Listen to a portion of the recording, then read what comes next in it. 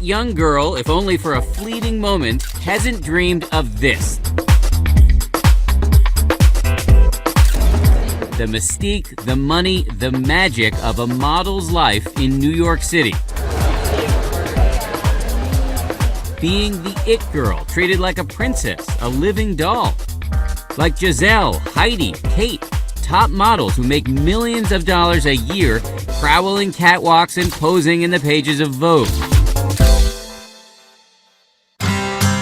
And the journey to high fashion fame starts here, about as far as you can get from New York City in suburban St. Louis with this pair. Look at this guy, look at this guy. We'll go to the West End. You see the other tall blonde that just walked in the door? I don't think she was tall enough. Mary and Jeff Clark are model scouts. Let's hope that we get someone today. We're looking for the 1%, the needle in the haystack, the 1 in a million. She's a bit young, but I mean, look at her mom. Her mother is like 5'10", 5'11" maybe. Excuse me, excuse us. We scout models and she's so beautiful. That's okay. Thank you, though. Are you sure? Positive. Okay, thank you. I feel bad for the girl because maybe in her heart she had a dream to be a model, but you know, her mother just shut it down completely. It didn't work this time, but they have successfully spotted girls in some very unlikely places. Where are the craziest places you've found girls? Pumpkin patches. Pumpkin patch, a Ferris wheel. Oh, Dairy Queen. We found a girl at Dairy Queen. We followed people in cars. How tall are you? She's like, who are these people? We always say that if we actually talk about what we do, it sounds a little bit sketchy. We're professional stalkers. Professional stalkers. Absolutely. Mary's scouting career exploded when she found this young man in a bar in Iowa in 1997. His name, Ashton Kutcher. It was a Tuesday, and we went to a place called the Airliner in Iowa City. I remember what he had on. He had on a flannel shirt, he had on a puka shell necklace, and he had a not so good frat boy kind of haircut. I made a beeline towards him. His success was instant. It was like a lightning rod. It was like, it changed both of our lives. Pick and choose, pick and choose. When Jeff and Mary are on the hunt, the kind of beauty they're seeking is not obvious. Is there something specific you're looking for? A facial structure, an eye color? The first thing we notice is their height, obviously. Yeah. You can be like traditionally pretty or kind of the girl next door. But what we're looking for is somebody that stands out, beauty with a twist. This summer, Mary and Jeff are grooming 3 new teen discoveries. Malia was 15 when they spotted her at a cheesecake factory. Haley was 13 when she scouted Mary and Jeff, looking them up on the internet. And Gwen was 13 when they saw her at an American Eagle store in Iowa. Hi, I'm Gwen Carrier, and I'm 5'9", and I'm in 4-H, and I show my cattle. The girls are spending a few weeks living with Mary and Jeff at their home in suburban Missouri. It's going to be a sort of model boot camp. Malia's mother drops her off. Her dream is New York, so we'll do whatever it takes for her to reach her goal. It's clear her whole family is invested in her success. And just think how proud your mom will be when you're walking on a runway or you're in the magazine the first time. Then you can say, oh, Mom, thank you for Not buying those cupcakes.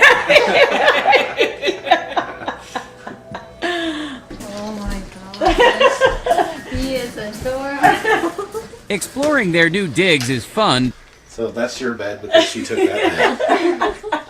but this is not a slumber party. This is tough business.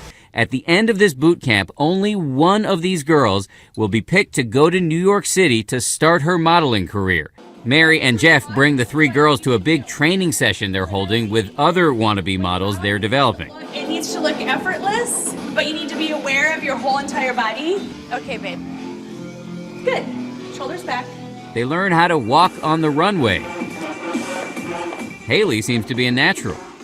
Nice. Meanwhile, a photographer works first with Malia and then with Gwen.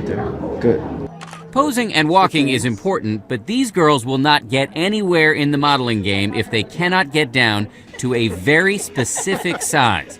The deciding moment of this boot camp will be when they are measured. I don't think people realize, I mean, it really comes down to an inch or an inch and a half. There's so many beautiful girls and there's such a competitive world that in every way, it's like you're looking at the scales and you're tipping them and you're tipping them and you're tipping them. Based largely on those measurements, Mary and Jeff will decide who makes the cut and is sent to New York City and who will be sent home. This is tough stuff. I mean, you're wrapping measuring tape around waists. You are so darn cute. It is the most delicate situation that we deal with. It's a body business. The reality is they can't let themselves go. Which is why these girls are on a bare bones diet. For 15-year-old Malia, broccoli is a staple. It's my go-to food to fill me up. And for 16-year-old Haley, it's egg whites. This usually keeps me pretty full. I have this with like a glass of orange juice in the morning. And then if I need something, I like baby carrots, half an apple. Feed me. I want some bread. They train like professional athletes. Normally I go for 2 hours or until I hit 13 miles. I went through like this thing where I'm like, why am I like torturing myself? And then I got my head back on straight and like extra determined. Do you ever worry that you're pushing girls too far to an unhealthy weight? I don't ever feel like we're pushing them to an unhealthy place because we so adamantly make them understand you have to be healthy in this pursuit. While Malia, Haley, and Gwen have a lot on the line here, so do Mary and Jeff. They invest an enormous amount of time, energy, and money in these girls. When it works, you're making 10% off of Yes. somebody for a long time. Yes. That's a pretty good number. It could be. Yeah. When it works. When it works. When it works. The stakes are high for everybody. I'm putting off college. This is what I want. I want it bad. I want it more than anything. I'm ready to fight and do whatever I have to get there. As decision time nears, though, the girls are worried that they haven't lost enough and the stress is mounting. It's getting harder and harder to lose weight in inches. Finally, Judgment Day arrives. Gwen is told she's not ready yet, and she gets in her car to drive back to Iowa. I have to tone my legs more and get my hips down. So just gotta keep working. I put off college to do this. It's my future now. Now it's the test of the tape for Malia. Let me see your waist. Pull your little shirt up just so. 24 and a half, which I'm sure is down. It's okay. It's just so. She's made great progress. You have made great progress. You can't That's be. for sure. You can see Mary and Jeff try to figure out how to delicately deliver the news to her.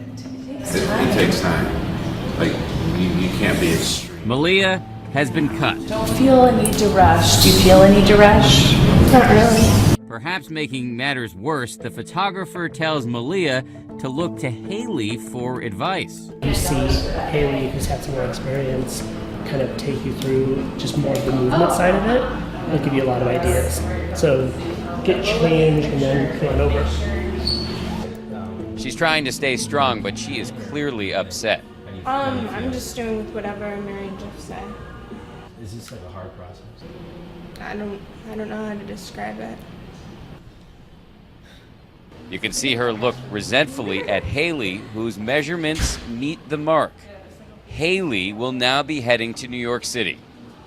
I'm really excited to go to New York. Modeling makes me happy. I absolutely love it. This was like my time and it's what I really want to do and I just want to chase my dreams.